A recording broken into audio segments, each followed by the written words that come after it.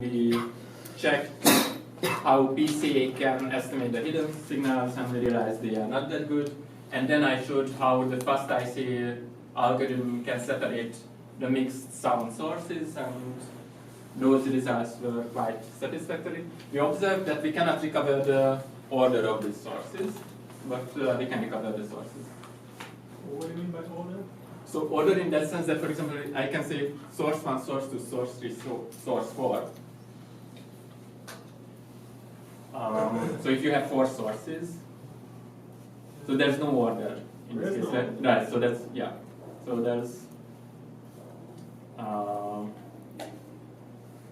there's no order, and we cannot say anything about the order.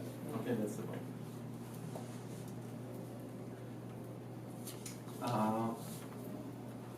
And then we started to discuss the differences between PC and ICA. We noticed that with PCA, what you do is a matrix factorization, where you want to decompose matrix X, your observed signals, as a product of 2 matrices U and S, where U is a M by N matrix, as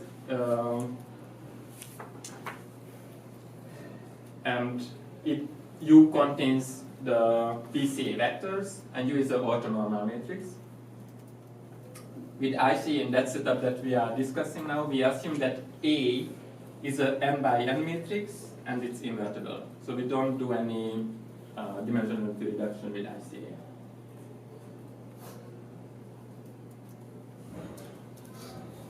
Okay, so with PCA, we want to decompose the matrix X as U times S, where U transpose U is the identity matrix. With ICA, we want to decompose X as A times S, where A is invertible. PCA does compression, so U is usually has less number of columns than rows. With ICA, in that setup that we are studying, we do not do any compression. That is, the number of sources is the same as the number of microphones. PCA operates on the covariance matrix. In that sense, it removes correlation, but it doesn't deal with higher order dependencies. It just works on the covariance matrix, and that's it. The goal with ICA, however, is to remove higher order dependencies from the data as well. So to make it as independent as possible, not just uncorrelated. And PCA, it orders the components in that sense that there are more important components than others. The first eigenvector is more important than the last one, for example. IC in the components, they are equally important. Can you go back to, so you say ICA, the previous one, yeah. Higher order dependence? Yes. So,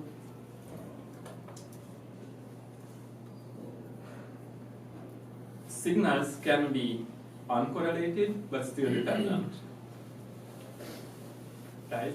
So with PCA, you can make signals uncorrelated, but those signals might be still dependent in that sense that the mutual information might be still bigger than 0.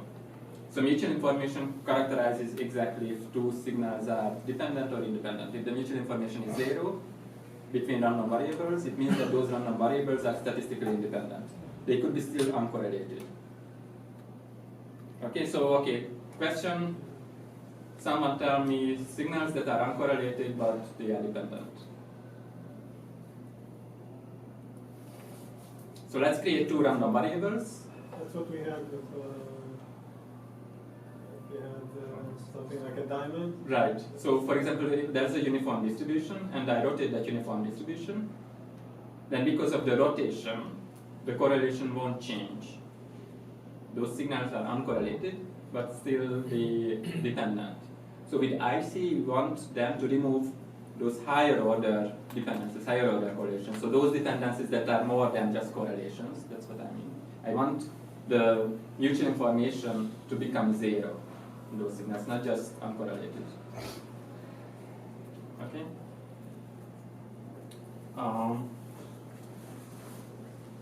So here is a similar example that we just discussed, that this was a uniform distribution originally, and I mix the so the two-dimensional uniform distribution, and I mix those two-dimensional uniform distribution with some mixing matrix A, and then I plotted the sample points, and this is what I got.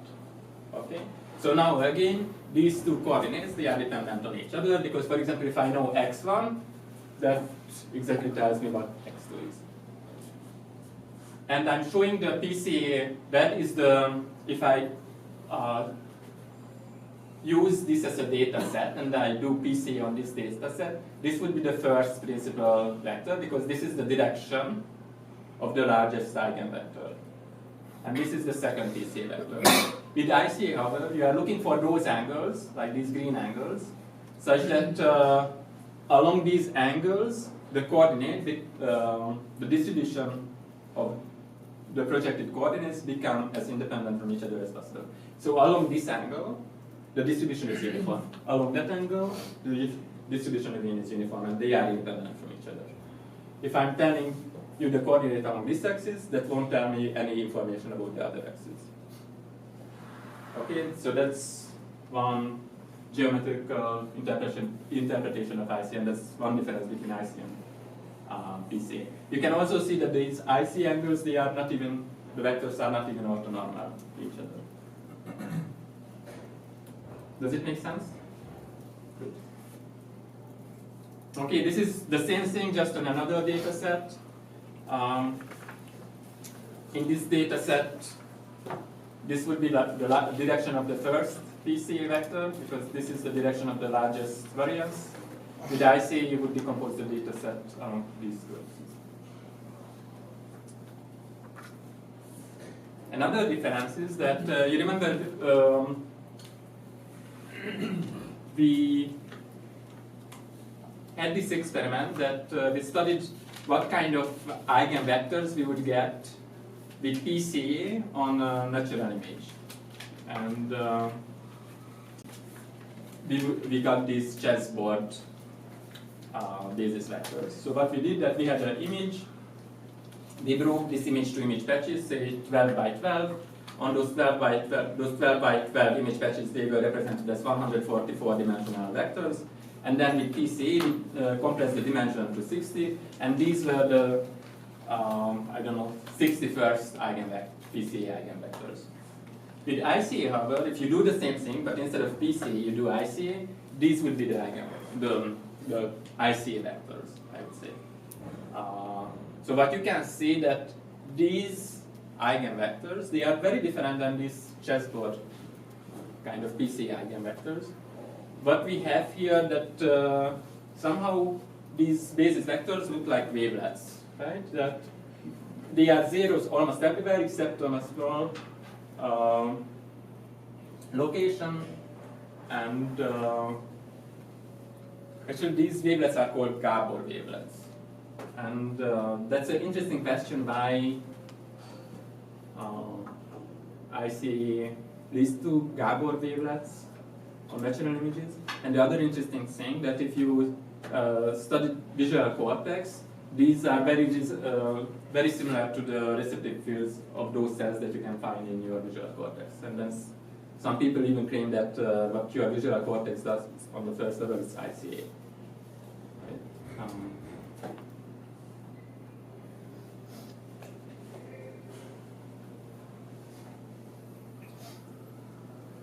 Right, so it will be good to know why Gabor wavelets are that special.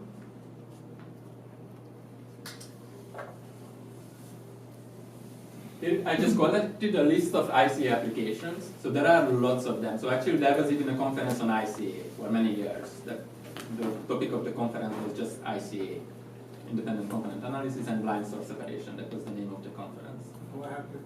Now it got extended. Now it's called Latent Variable Models and Blind Source Separation and Independent Component Analysis, I believe. So now you can study like non-negative matrix factorization as well. So any kind of latent variable models that you can submit to that conference. So it extended the scope a little bit. So I see used for image denoising, microarray data processing, used in astronomy applications, face recognition, used for clustering, classification, used in deep neural networks as well to learn feature vectors. It does IC, and actually there are IC algorithms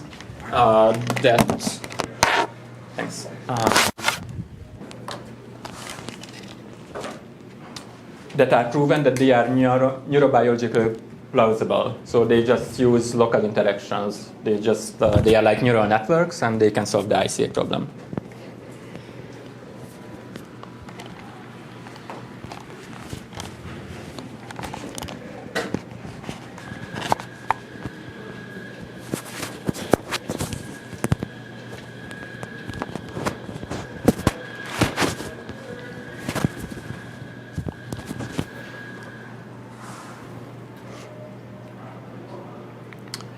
All right, so I just want to mention one important application is that processing EEG data.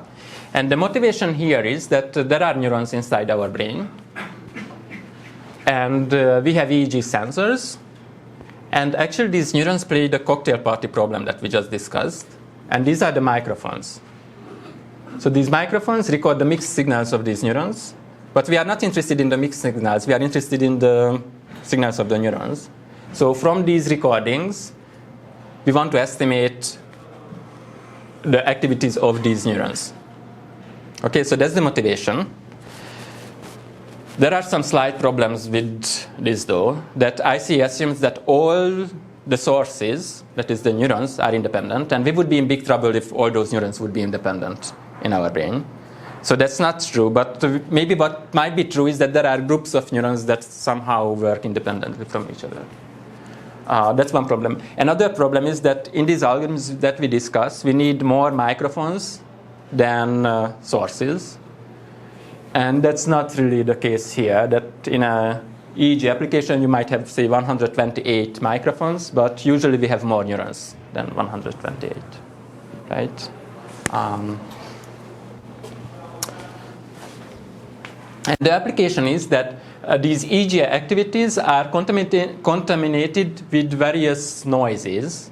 For example, if you watch a monitor and you have an EEG sensor on your head, then from the monitor, you would get electric noise that would contaminate the EEG activities. Your vessel pulse or your heart, that also contaminates the EEG activities, or even if you blink, that can ruin the measured activities. So, but the assumption is that many of these noises are independent from your neural activities, and let's try to find them with independent component analysis and remove them from the recordings. Okay, so for example, these are the raw EEG measurements. That's what we get. Then we apply ICA to this data set, and then we would get some separated signals. And then we look at these separated signals, and then we might notice that this might not come from neural activities, or this might not come from neural activities, and then we remove them, and then we just study the rest of those signals. Okay, so this is how ICA is used for denoising EEG activities.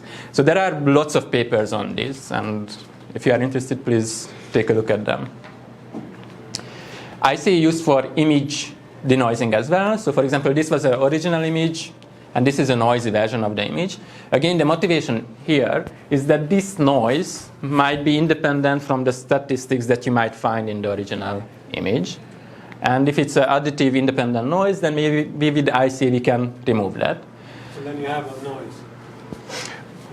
That's a good point, right. So, okay, so let me just have one note on that.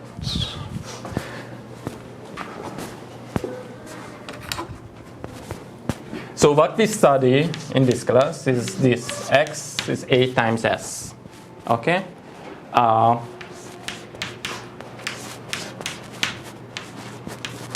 This would be a noisy ICA model where we assume that the X that we measure is A matrix times some independent sources plus some noise vector. We are not going to discuss application algorithms for this, but one thing we might notice that I can rewrite this into this form. Because I might assume that this n, this noise, actually is just another independent component that got mixed to this signal, right? So I have matrix A, and I have vector S, and I have, oops, let me do it.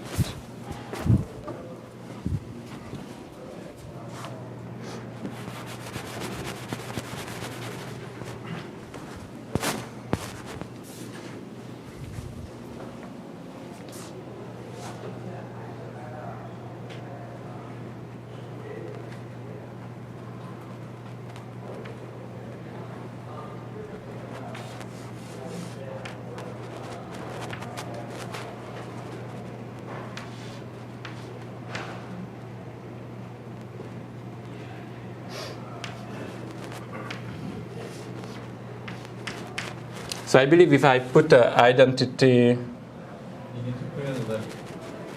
You need to put it on the left. You're putting n on the top. Or you can put n on the bottom. right? There you go. Right. So now this would be a mixing matrix that I don't know, and these would be just the independent sources. Okay, so this is S, this is N, and again, then these components are independent from each other. So it's almost like an ICA model, but there's one issue with this setup, that now this matrix A, we have less microphones than sources.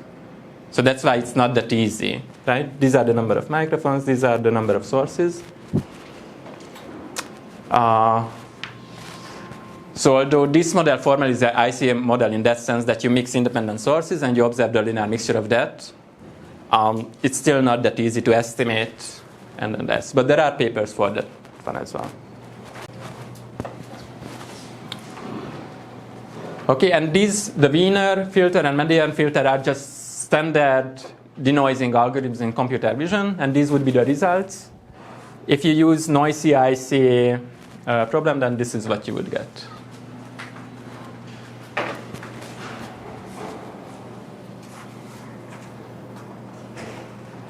Any questions? How does it compare to like traditional filtering? So these are the traditional. Has someone done work to show like that it's somehow similar to traditional filters, sort of like how they did with So usually what people show that you get better results with ICA than with traditional filtering, and the motivation is that with ICA you can adapt to the image. With traditional filtering you just have some predefined filters. Yeah. How do you measure? So you can measure, so there are various ways. For example, you can measure how far this estimated image or this estimated image or this estimated image is from the original image. You can use various, like Euclidean distance, for example. Yes? After you get your sources, how do you know which one is the noise? Right, so for example, in this case, you might assume that the noise is, say, Gaussian or something, right? And where you don't see much structure. So if you just plot it and it looks Gaussian, then you might think that's the noise.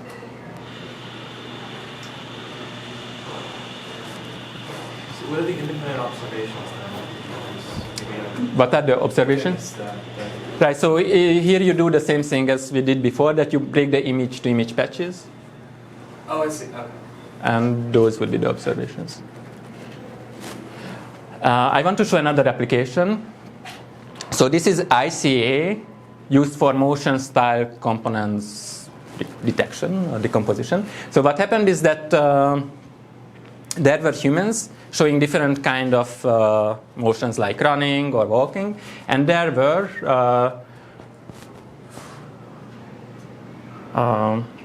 markers placed on the body. So there were 109 markers placed on each person. Each marker gives you a three-dimensional coordinate, so you have a 327-dimensional data set. And what these guys did, that they tried to find 6 independent components in this 327-dimensional data and create new motions with that data. So let me show what's happening. So this is the motion capture data. So there are again 109 markers. So the data is 327 dimensional. So this is walk. This is another walk. This is sneaky. And say I want to somehow mix these motion styles. So one thing you could do that you could just add these different trajectories, but then what you would get it just wouldn't look good. So instead, what they did that they decomposed this data with ICA, and then they added the components after ICA transformation, and this is how it will look. So now you can create motions that walk, but with a say sneaky style. Right, so it's walk, but still it's a bit sneaky. Or you can be sneaky, but no, walk style. But if you just do that with the raw time series, the results were not that good. All right, there are lots of other applications. It's just we don't have time to discuss them. But let's see how to solve these problems.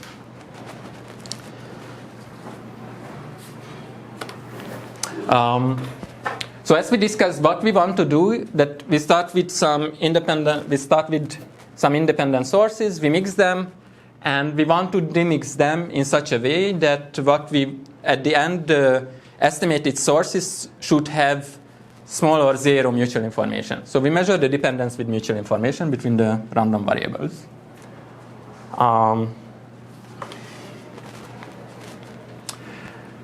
Okay, so the definition of independence is just this, as we all know, that two random variables, y1, y2, are independent if and only if the joint distribution or joint density of these two random variables are the product of the marginal distributions.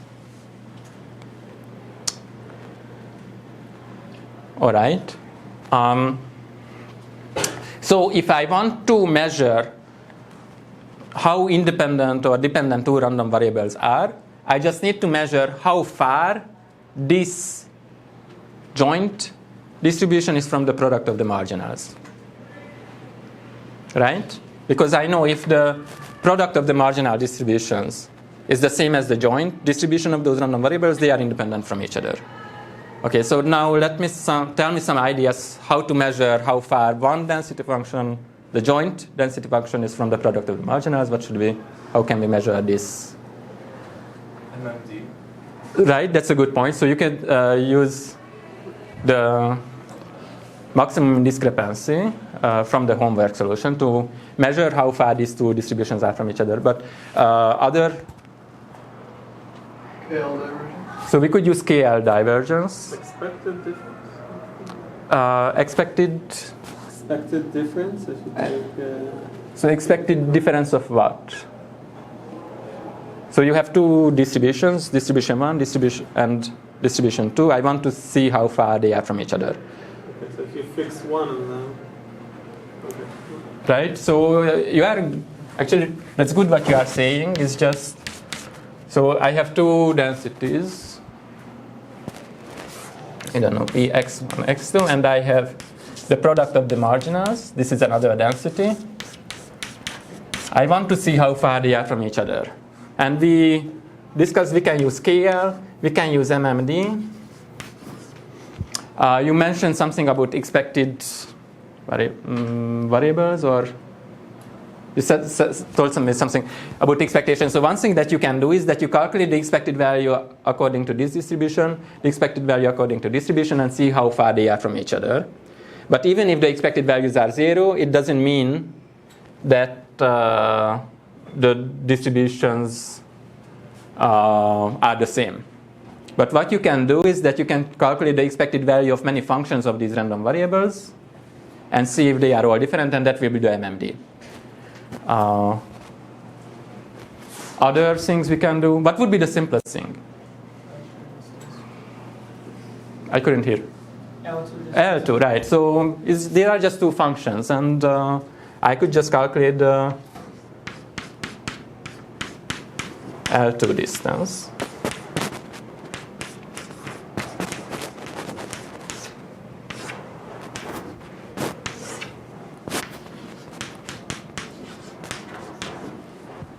Right? This is, if this is 0, it means they are the same. If it's not 0, then they are different.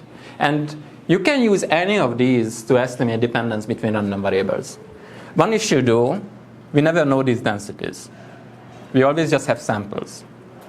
And that might cause some problems. For example, if I want to estimate this quantity here, it's not that easy because I don't know the density functions. I just have the samples. But one approach you can do, that using those samples, you estimate first the joint density, you estimate the marginal densities, you estimate the product of the marginal densities, and then at the end you estimate this integral as well. I'm not saying this is the best approach, but that's an approach. Okay, same with Kullback-Leibler divergence, that I need to estimate this density, and then estimate the Kullback-Leibler divergence of these two densities. And if we do that, then we have a measure of dependence or independence. We will also need the definition of entropy. I hope everyone knows that if y1, y2, ym is an m-dimensional random variable, then this is the entropy of these m random variables.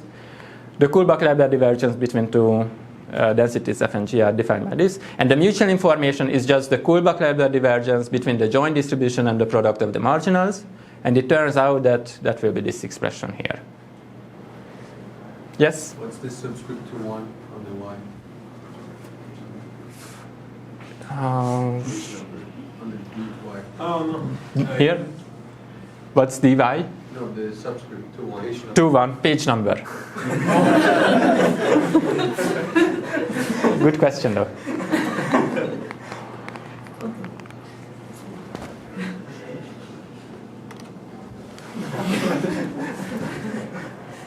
Other questions? Yeah, sorry about that. All right, so after this, this is the ICA problem. We observe x, which is A times S. S are the jointly independent random variables. And one quick observation that we can make, that if I have S1, S2, Sm jointly independent random variables, we will not be able to recover these exactly. We can just recover them, even if everything works perfectly, we can recover them only up to sign, scale, and permutation. Because of this, that if x was A times S, then it's the same as A times a permutation matrix, or inverse of a permutation matrix, and the inverse of a diagonal scaling matrix lambda times permutation matrix times S. If S1, S2, Sm, they were all independent, then a permutation of them, they are still independent, and if I rescale those random variables, they are still independent. So just from the observed signal x, there's no way that I can estimate this lambda and p. But oh well. But you want them to be independent. I want them to be independent, but I won't be able to estimate, say, the scale of those random variables. They will still be independent if I rescale them, right? But I can never tell whether in the original sources, the original source was S1 or 10 times S1.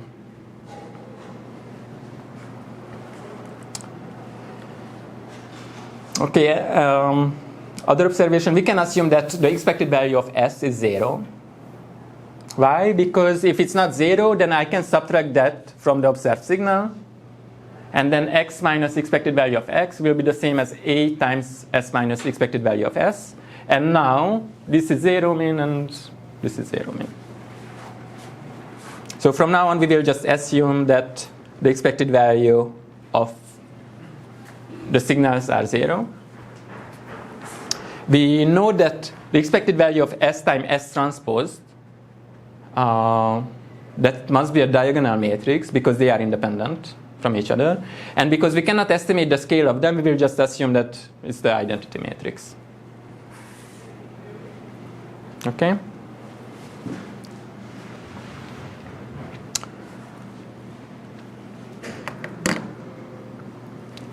So you're fixing the scale. Mean zero and variance 1 for all of them? Yeah.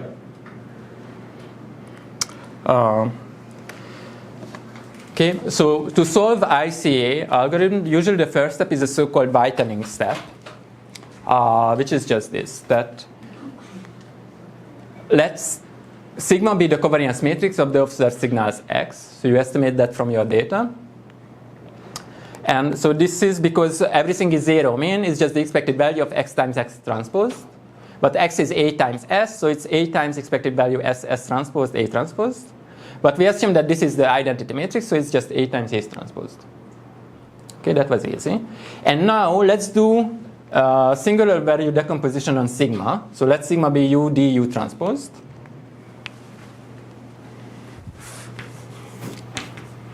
U, D, U transpose.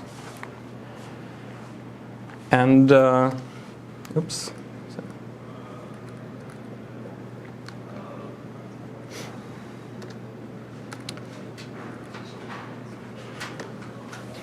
And let's create a new matrix Q, which is just D to the minus 1/2. So these are diagonal matrix. I just calculate this 1 over the square root of each entry in the diagonal, and I multiply this with U transpose. So that will be Q. And then let me create a new matrix A star as well.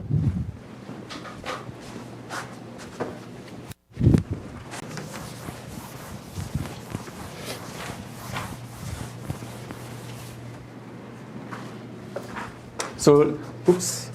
So sigma is U, D, U transpose. Q, by definition, is D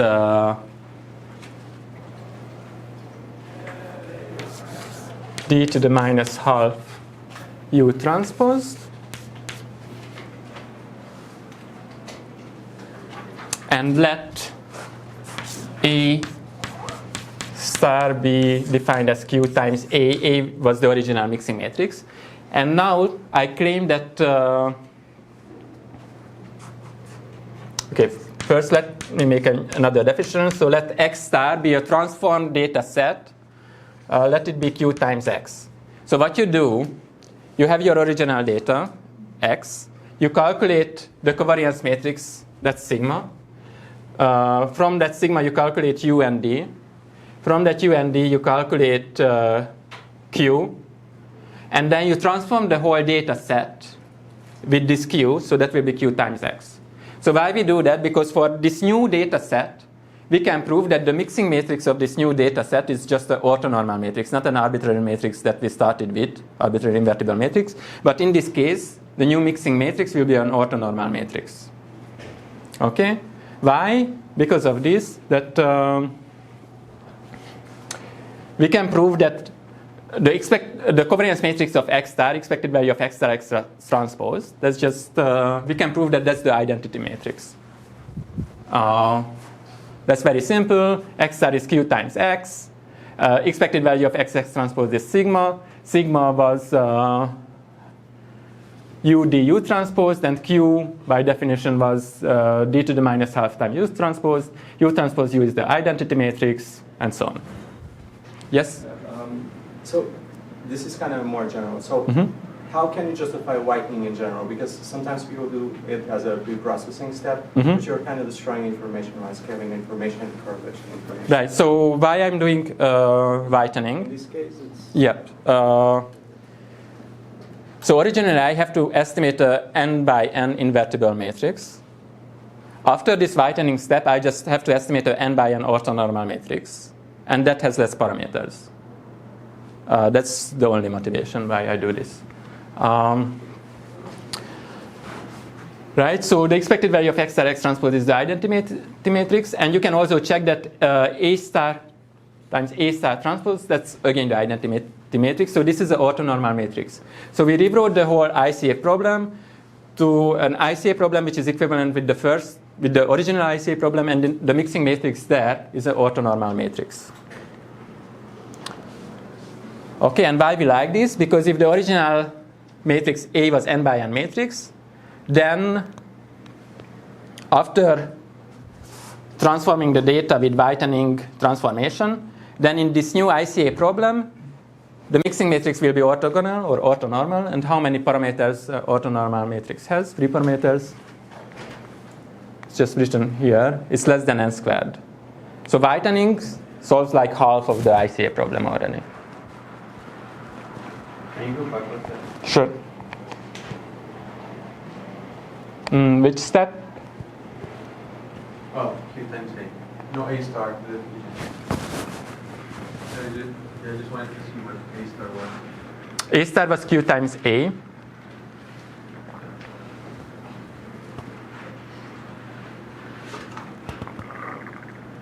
So now you're just solving the problem. I'm going to solve this problem that X star is A star times S. So I'm observing X star where X star is Q times X. That's the new data set. And that's my new ICA problem. And now A star is in the... A star is orthonormal.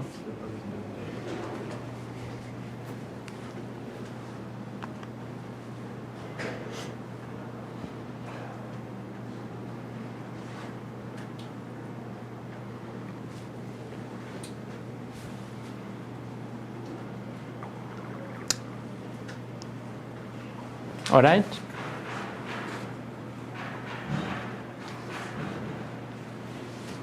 So why A star is orthonormal? For example, you can quickly see that S, covariance matrix of S is the identity matrix. The covariance matrix of X star, that's again the identity matrix. So you made a transformation that doesn't change the covariance matrix, so it's an orthonormal transformation. Okay, so whitening solves half the ICA problem, and this is how it looks like. That, for example, that was my original data set. Yes, question? I don't understand why the number of free parameters is now n minus 1 times n minus 2 divided by 2. 2, right. So that's the number of free parameters that I need to estimate. Oh, your question is why? Yeah. Okay, so let's think about that. So this is an n by n matrix. I want it to be orthonormal. Let's go first row. How many free parameters I have here? N minus 1. How many free parameters I have in the second row? N minus 2. Right? Why? Because it has to be orthonormal, and it has to be, it has to have norm 1, and it has to be orthogonal to this. How many parameters I have here?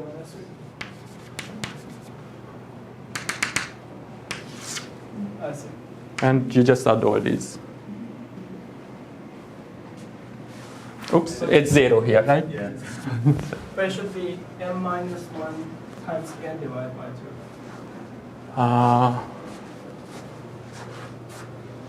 2. So equivalently, the original number of parameters is n squared, but the equation A star times A star transpose equals to I will give you a system of n times n minus 1 divided by 2 equation, and you minus these two numbers, right?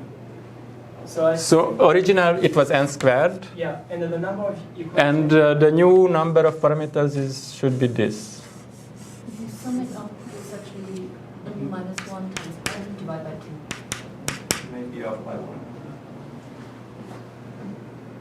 1. So the new number of parameters, let's say, so it should be n squared. I have n diagonal minus n. And divided by 2, right? Yeah. So you got. Okay, so indeed. Thanks.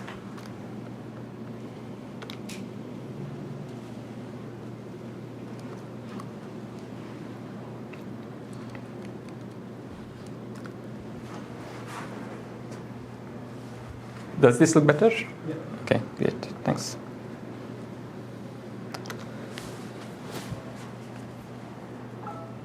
All right, so this was the original data set.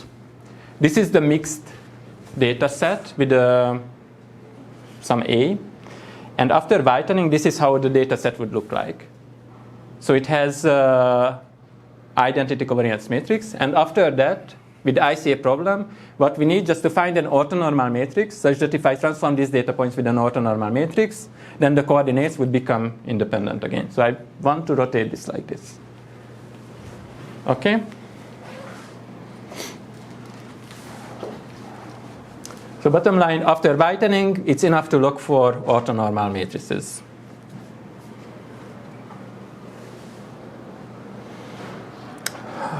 Yes? In this example, could it happen that your base data will be transferred after when right into the correct? Right, so I can never tell whether I need to rotate this way or this way, but that's just corresponding that I cannot estimate the permutation of the coordinates. Right? So in one case, this will be S1, this is S2. In the other case, this will be S2, this is S1. So I have a question for you. So you actually basically want to transform from the original space to the space that, from the transformed space to the original. So this is the transformed space, right? No, you are actually trying to move from the mixed to the original, right? So this was the origin, right? So sure. Break it down into two steps. One rotation, the other one is through the. Right. So this was the original. This is the mix. This is what I observe. Yes. And after these steps whitening, I can estimate this. Yes. So, so my question is, you have basically broken down your transformation into two steps. Right. One is rotation, the other one is through Q. Yes. So, but wouldn't it be more intuitive to have for example, say translation first and then rotation? So what is the motivation? Translation, we remove the translation when we assume that... Translation, scaling. Scaling, Scaling and then rotation, instead of, what is the motivation? So scaling and rotation is not enough. So there's it's this skewing. It's not just scale, but there's a skew in your transformation as well. So Q handles scale and skew, and what left is the rotation. So Q actually does the translation and... Not translation, scale and skew, that the angle between these axes, they don't need to be orthonormal. Okay? Is there any special property for Q? Basically, is it going to be... No special. So that's the only thing. So it's like a PCA algorithm. You calculate the covariance matrix and you calculate the square root inverse of that covariance matrix to transform the data. So you want the covariance matrix of the transformed data to be identity matrix. So do you need the covariance matrix to be positive semi-definite? Yeah. So we assume that right. So we assume that. S had the covariance matrix identity, and A was an invertible matrix. As a result, the covariance matrix of X is A times A transpose, then that's positive semi-definite by construction. Yes. All right, so here is my question. So now we know that it's enough to find orthonormal matrices. Say we have a cost function as well. How would you find those orthonormal matrices? So we already somehow magically defined a cost function, and you need to minimize that cost function in the space of orthonormal matrices. How would you do that? Use of Lagrangian. SDP. Okay, so let's go step by step. So you would say use like a Lagrange function and punish it not being orthonormal. right. So that could be one option to do Lagrangian, where your constraint will be that say A transpose A is the identity matrix. That's one. Okay. Other approach. Semi-definite programming. Semi-definite, but what would be the semi-definite? A times A transpose and do Cholesky factorization or any other kind of factorization. You can go gradients and do that too. Right, so that might work too. All are great. There's another approach that you can also do, and that works very well in practice, and that's called Gibbons rotation. Okay, so what those guys are.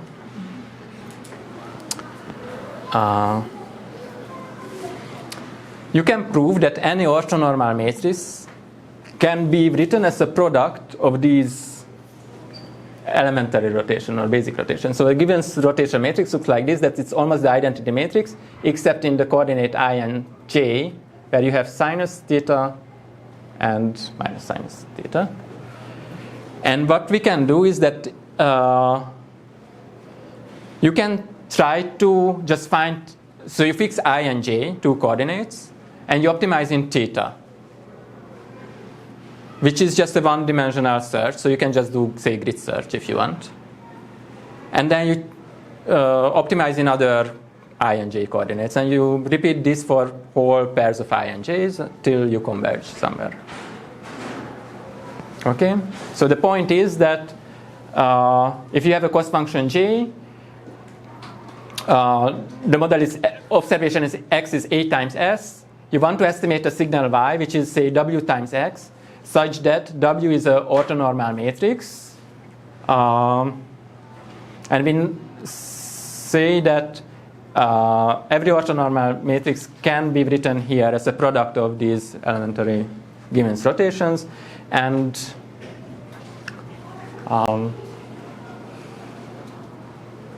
that's what you do. Oh, sorry, for indexing, I used P and Q here.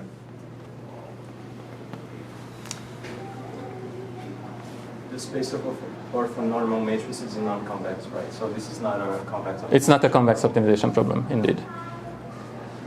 Is that a problem in practice, or? That's a good question. So it turns out that quite often these algorithms work well, even if it's a non-convex problem. So the space of orthonormal matrices, they are not convex.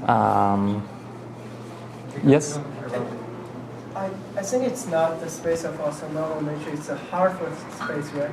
This orthonormal matrix corresponds to rotation plus reflection. The product of a rotation, a sequence of rotation matrix is again a rotation matrix. Right. So it's not to cover the reflection part. So that's, all right. So, very true, but for ICA it doesn't matter, because reflection is just a scaling that instead of estimating SI, you would estimate minus SI. Yeah. So that's true that I should also add a plus or minus here, but I just didn't care in this case. Because it's not. Yes? We don't care about the permutations of the components. We don't care about the permutation. Probably there's the number of components factorial of optimal points and any local minimum. Right, so that's a good question. So somehow, so there are lots of local optimum points, but somehow most of them looks good usually. So in that sense that, for example, when we use, so I tried this in, say, 100-dimensional examples, and I think in 90% the results look good. When they don't look, you just restart it again, and next time, hopefully, you will be lucky. And there are some papers where they say that under some conditions, you can rewrite the problem to be a convex problem as well. But let's not go to that direction now. So yep. W, what's the relation between the W and the A star that we had? Oh, A star was the true mixing matrix after transformation. W is my estimated matrix.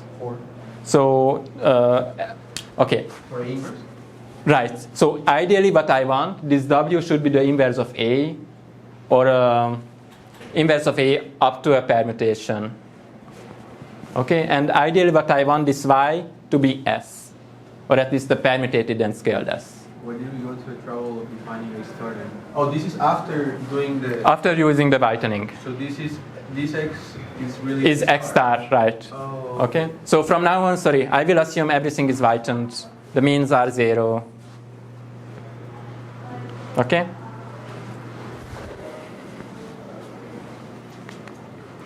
Okay, so this is, so if you have a cost function, that could be one way to do. And one famous paper that does that, it's called, the algorithm is called Radical by Eric Learned Miller.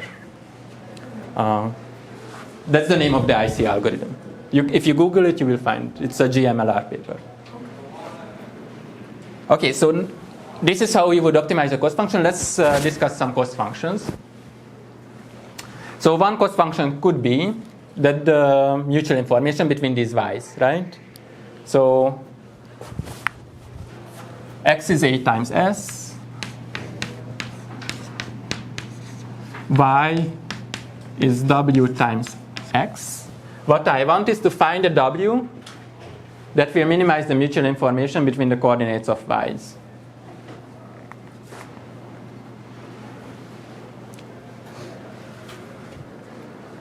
And now the question is how to estimate this cost function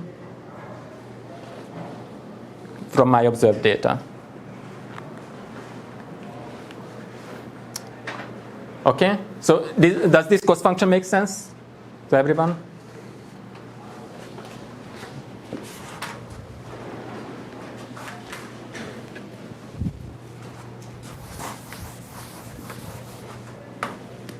So again, x is A times S, right? Let me define y to be W times X. Y is a vector of m dimensions.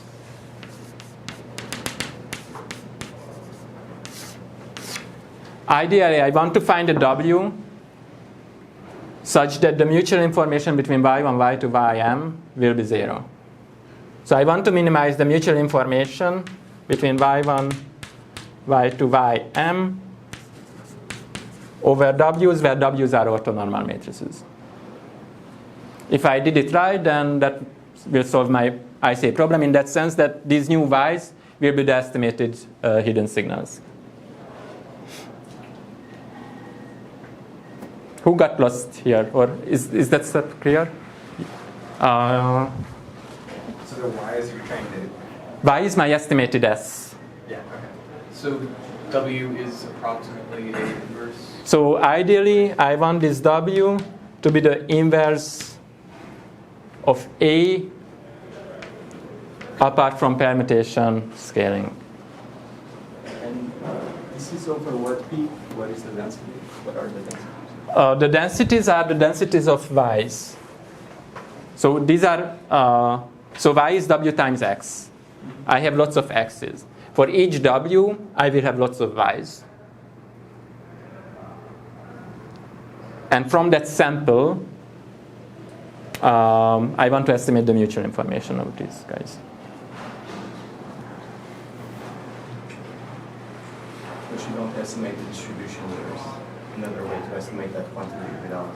Right. So you could. So in my training set, I had lots of x's: x1, x2, x3, xn. For each w, I will have w times x1, x2, w times xn. That is, I will have y1, y2, yn. Each of these yi will be a m-dimensional vector. So I have a sample set from y's. I can, using that sample set, I could estimate, say, the joint density. But we will not do that because estimating the density is very difficult. But I'm just saying you could do. So does it make sense now? Very good. So this is one cost function. We will also need the entropy later. So the entropy of these y's are just the minus integral p log p, right? P is the density of y's. Okay, here is a lemma. The entropy of w times x is the entropy of x plus the logarithm of determinant of w. So if you have a random variable, it has some entropy. W is an invertible matrix. Then the entropy of this transformed variable w times x is this guy.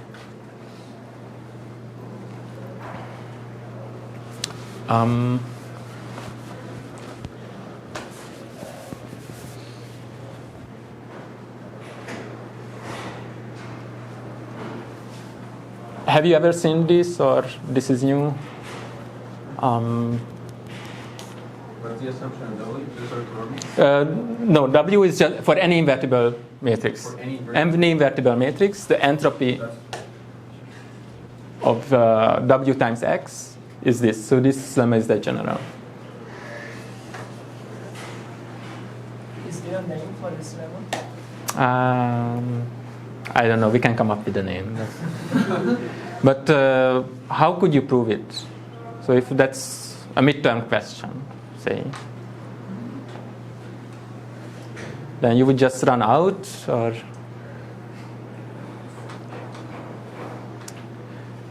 Just start writing it out.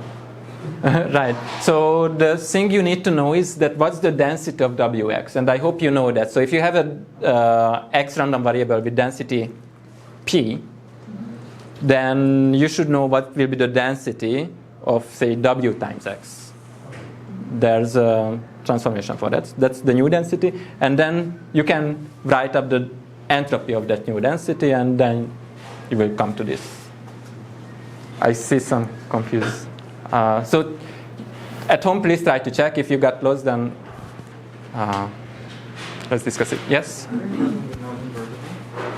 Oh, if it's not invertible? Okay, so tell me what would happen. So if this is not invertible.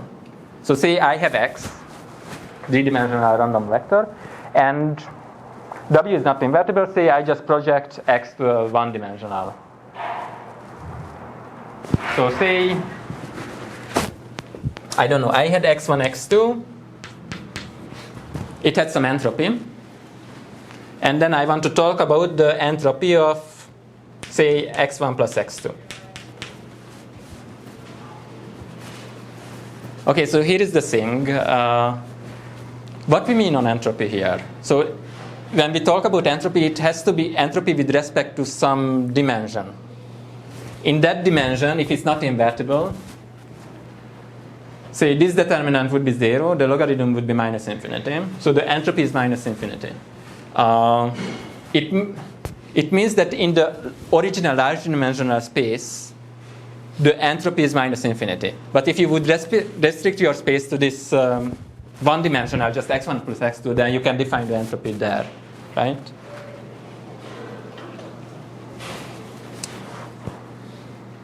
Okay, so here is another thing. So in our algorithms, we whitened everything. So W is orthonormal. So what is this guy? 1. Okay, what is this? 0. So we don't need to deal with it. Very good. Everyone is happy. Okay, so please think about this for a sec. So now we can rewrite this mutual information. This is the definition of mutual information. And if you look at this, is integral p log p. That's just the minus entropy. And plus integral p log the marginals. That will be just the entropy of y1 plus entropy of y2 plus entropy of yn. And then we use this lemma, w times x is y. So the entropy of y, right? Y is w times x. The entropy of y is the entropy of x plus 0. So entropy of y is just the entropy of x. What is the definition of I again? I is the mutual information? I is the mutual information, yes. Here. Okay, so the mutual information, if these y's are just the negative entropy of x's, this is 0, plus the entropy of the marginals. Y depends on w, but x is just my data. It's independent of w. This is like a constant. So I can get rid of this, I can get rid of this. And what I got here is that the cost function minimizing the mutual information is equivalent to minimizing the sum of these entropies. And these are just one-dimensional entropies, much easier to estimate than these original m-dimensional entropies. Okay, so what we got is that this could be another cost function. Minimize the sum of the one-dimensional entropies in W, where W is the orthonormal matrix. Okay, so gives us some intuition in that sense. So I want to minimize the sum of one-dimensional entropies, where W is fixed, which means that the covariance matrices are fixed. So what's that distribution that has maximum entropy if the covariance is fixed? Okay, so let's start. What's the distribution that has maximum entropy? Gaussian? If it's discrete, it's uniform. It's continuous. Continuous? Okay. So you are almost right, but you are wrong. There's no such thing that maximum. So if the whole space of whole distributions, then there's no such thing that maximum entropy, right? So I can always make a distribution that has larger entropy. But if I fix the covariance matrices, you are right. So if the covariance matrix is fixed, then indeed the Gaussian distribution has the maximum entropy among all distributions. Okay, and here the covariance matrices are fixed because W is an orthonormal matrix.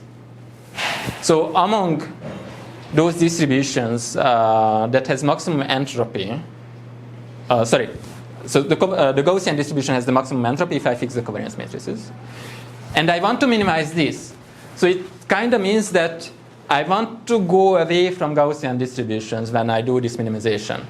So in other ways, try to transform the distribution with W in such a way that you move away from Gaussian distributions.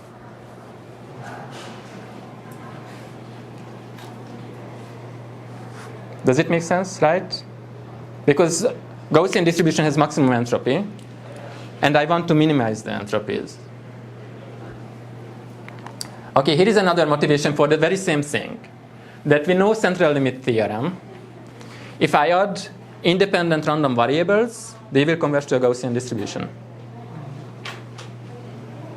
So if I want to demix things, then I need to go away from Gaussian distribution.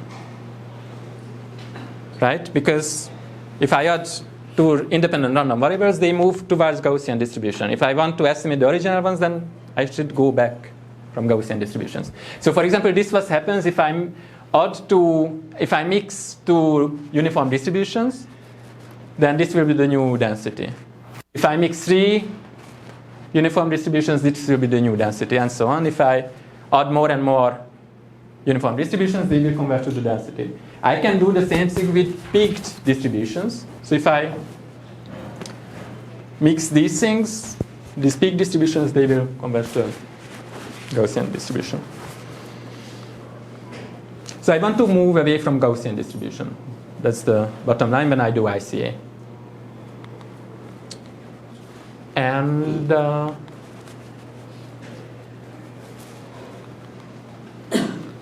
okay, so let's discuss some algorithms for that. So now we know that if I define a cost function that measures how far I'm from a Gaussian distribution, and I minimize that, among the space of orthonormal matrices, that might work for us. And then here is a question: how can I measure how far a distribution is from a Gaussian distribution? If, say, the covariance matrices are fixed.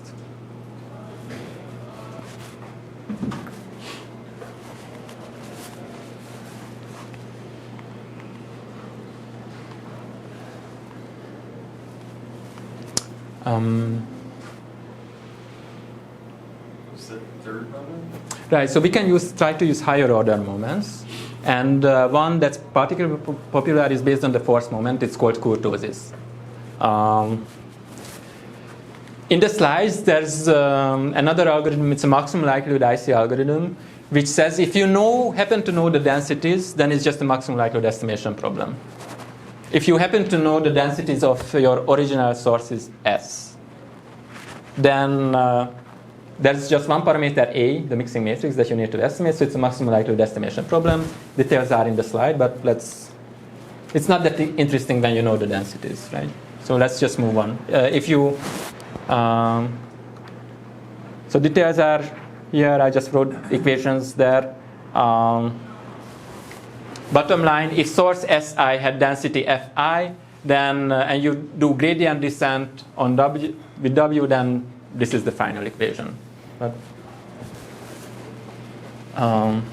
let's discuss something, right? So this, if you know the densities of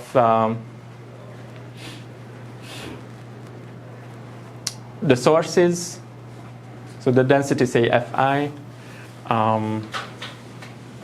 and if I introduce a new function gi, which is just the derivative of Fi divided by Fi, then it's just a maximum likelihood estimation problem. But let's discuss that case where I don't even know the densities. That's the most. For example, in cocktail party problem, when we mix sources, we don't know any densities, right?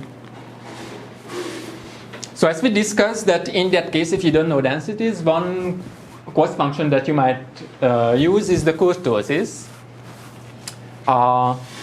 Is defined by this expression, that the expected value of y to the fourth minus 3 times the expected value of y to the square squared. We work with Whiten data, that is the expected value of y squared is 1. So this is just 3. And bottom line, the kurtosis in our case is just the expected value of y to the fourth. And here I'm just showing the kurtosis for, say, a uniform distribution is negative, for a Gaussian distribution is positive, for Gaussian distribution is 0, for peaky distribution it's positive. And if I use this as a cost function, then what I need to know is to go far from 0. For example, if I assume that all the sources were peaky, then I want to maximize the kurtosis. If all the sources were flat, you want to minimize the kurtosis. Another cost function could be just maximize the absolute value of the kurtosis. Okay, and let's see in the last 8 minutes how you can use this in the fast ICA algorithm. So this is what we do. So let the Whiten data be denoted with z. So we start with observed data x, you Whitened it, remove the mean, and let's denote it with z. And let's just estimate the very first independent component. So I'm going to look for a row vector w such that y is w transpose x. I want this row vector to have norm 1.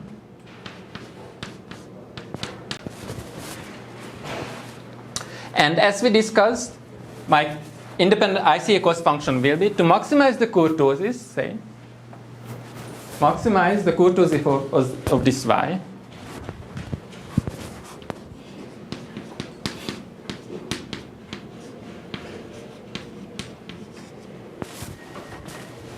This minus 3 doesn't matter. Subject to this constraint that the norm of w is 1. If I do this, then that might be the estimated first independent component. And how can we do this? So does it make sense? So I want to maximize the kurtosis subject to this constraint. And we can use, say, Lagrange multipliers for this. At the optimum, so I want to maximize this plus lambda times this constraint. If I calculate the derivative of this with respect to w, then I would get 4 times expected value y to the 3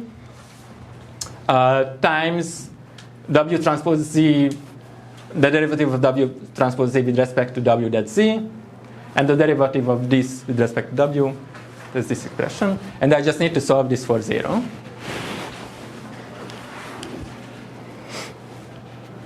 So that's all what we need. I just need to solve this expression in 0. And one approach to find the 0 place of an equation is that we can just use Newton methods for that.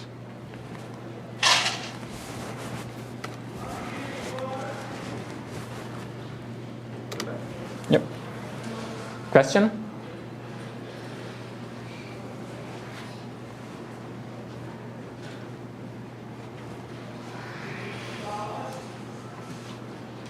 All right.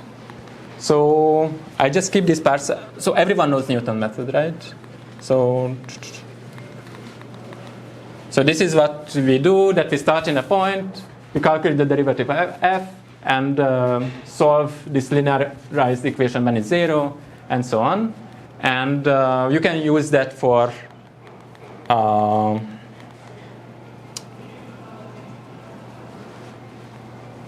higher dimensional spaces. Bottom line is that this is the Newton-Raphson method. So xk plus 1 is xk minus the derivative of the function, inverse derivative of the function times the function. That's the Newton step. And you do these steps till you converge, and where you converge, that would be the 0 place of this function f. In our case, this function f is just that this function. Oops. Okay, so this is what we want to do. This is our function of w. We want to, so this is again the derivative of the kurtosis plus the constraint from that the w norm is 1. We need to find the 0 place of this function. And we will do that with Newton method. In the Newton method, we need to calculate the derivative of this f. And what's the derivative of this f? Is 3 times 4, that's 12. The expected value of y transpose z squared times z times the derivative of this with respect to w, that's z transposed. So that's this, plus 2 times lambda I. So are you still with me? So we just solve this try to solve this equation with Newton method. And here is one trick that authors of the fast ICA algorithms did. They said that this is the expected value of this times this. Let's just approximate this with expected value of this times the expected value of this. Okay, so the issue is that the expected value of the product of two things is not the expected value of one and times the expected value of the other. If you do that in the midterm, you might fail this class. But you can still write an algorithm about this and paper about this, and you can be famous because the algorithm might work. But so just generally, you should know that the expected value of a product is not the expected value of one term times the expected value of the other term. Anyhow, these guys just said it's an approximation. And why do you do that? That because the expected value of z times z transpose, we assume that these are white signals, so this is identity matrix. And then in this way, and same for w, right? So w has a unit norm 1. Z is a Whiten signal, so this expected value is again just 1. So bottom line, the derivative of this f is just a diagonal matrix. Why is the expected value of y squared 0? I understand why the expected value of y. Why? So expected value of z, this is a Whiten signal. So so z times z transpose. So the covariance matrix of z is the identity matrix. Not the other, the w transpose z squared. So w transpose z, that's y. Right. This is w transpose z times z transpose w. The expected value of this, right? The expected value of this is the identity matrix, and w transpose w is 1.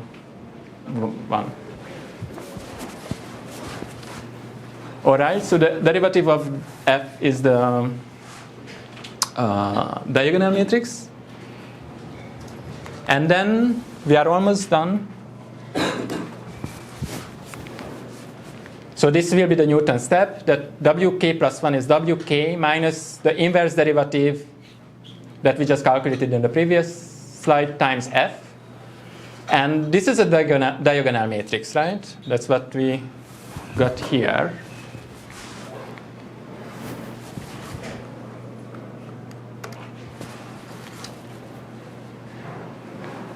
So this is my Newton step. So the only issue why I not stop here is that I don't know lambda.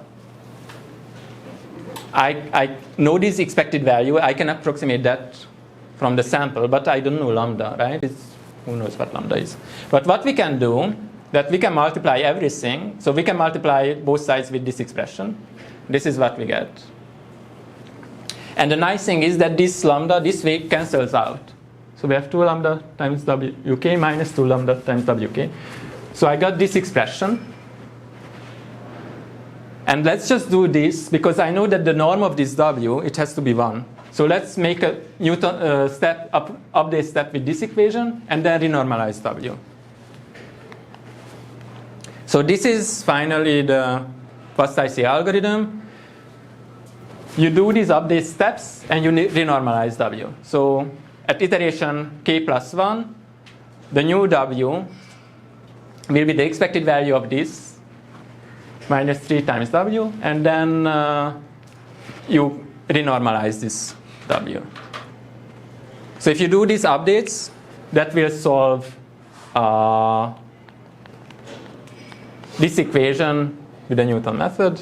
That is, it will maximize the kurtosis under the constraints that the norm of W is 1. And this, you run this till convergence, and that will be the first estimated ICA signal. And we just need to estimate the other signals. And how can you do that? You do the same thing, but you add these additional constraints that the new W that you estimate, the second independent component vector, it has to be orthonormal to the first, because we know that the W matrix has to be orthonormal at the end. Would everything go as smooth? Would everything for the second vector would go as smooth, like everything? Yes, right. Yep. So this is IC algorithm where you estimate the independent sources sequentially. And there's a version where you don't even do this sequentially, you just estimate everything at the same time. Okay, so you can check the fast ICA paper. But I need to stop here. So what we did is we derived this algorithm. You can try on the sound sources, and this algorithm would be able to separate mixed sound sources. At least in the demonstration that I did on the cocktail party problem, I ran exactly the same algorithm. So it's just interesting, right, that it was very complicated math, but the end, the subject is just 2 lines. In the beginning of the lecture, you mentioned ICA actually doesn't require all the complete orthogonal. So why do we? So we did whitening, right? So the IC algorithm doesn't require that, but after you do the whitening step, you transform ICA to an ICA problem where the mixing matrix is orthonormal. Okay? So the original ICA doesn't require that, because you can make an equivalent version of ICA where the mixing matrix is orthonormal. Yep. Is the whitening step stable? Because if the thing is near the... Not always, but let's just assume that it's stable. But yeah, that's a good point. So it depends on the covariance structure. You also need to estimate these expected values, so you need to have large enough samples to estimate that. We estimate higher order moments, third moments. The higher the order, the more samples usually you need to get stable results. But still, this fast IC algorithm, it can separate, say, around 200 sources, well, in practice. All right, so I just stop here. And we didn't talk about manifold learning, which was the topic for today. So I will think about that. What we might do is that we have 3 lectures on learning theory. We might just have 2, and 1 on manifold learning, or half on manifold learning, 2 and a half on learning theory. We will see. So that's it for today. And I will stay here if you have questions.